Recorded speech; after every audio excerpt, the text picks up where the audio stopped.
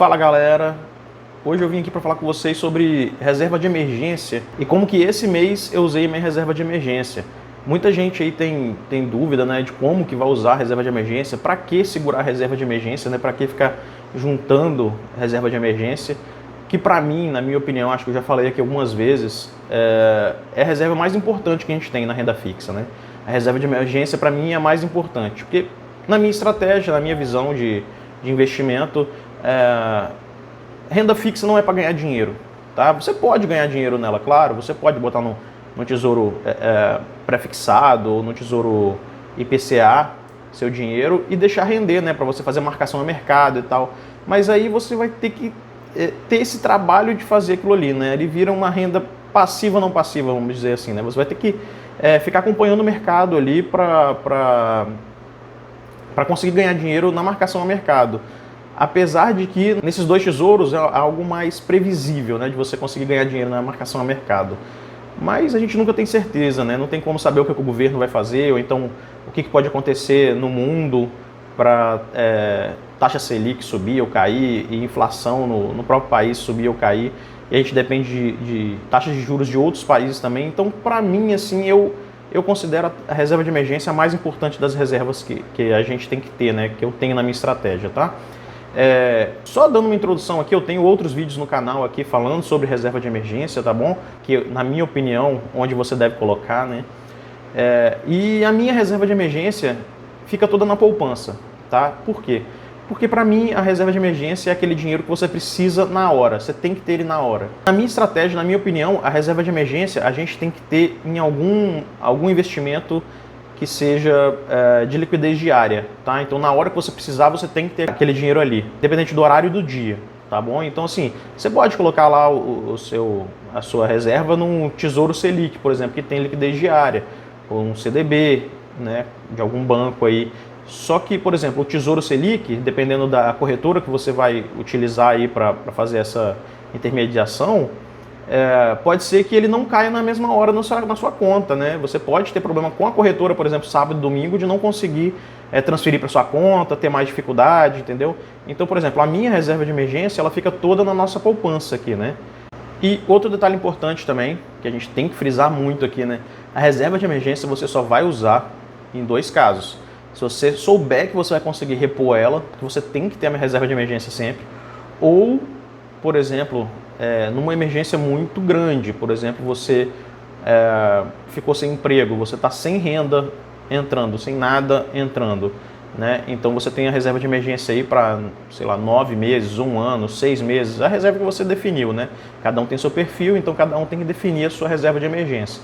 Então você vai usando essa reserva aí durante esse período, né? Que seria um período aí para você conseguir outro emprego, conseguir outra fonte de renda, né? E ela serve justamente para você não ter que pegar seu dinheiro da renda variável. Então, na nossa estratégia, a gente não vende, né, a renda variável, então a gente não tira o dinheiro de lá, não vende ações, FIIs ou os ativos que você tem aí, stocks, REITs, tudo que você tiver aí, né? Você não tira dali. Por quê? Porque aquela fonte ali é uma fonte de renda passiva. É para você se aposentar daqui a alguns anos, né? Então você não pode tirar nada dali. Então você usa a reserva de emergência para isso daí, né? E se você for usar a reserva de emergência para uma compra, para alguma coisa que você tem que fazer ali, especificamente naquele mês ou naquela semana, você tem que já ter como voltar aquele dinheiro para a reserva, né?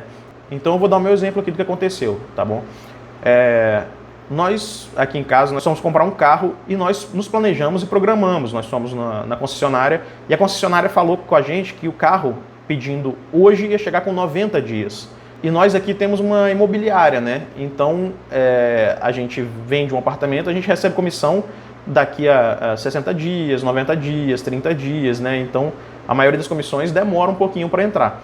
A gente tinha uma programação, tinha um planejamento de receber esse dinheiro em 90 dias, em até 90 dias, né?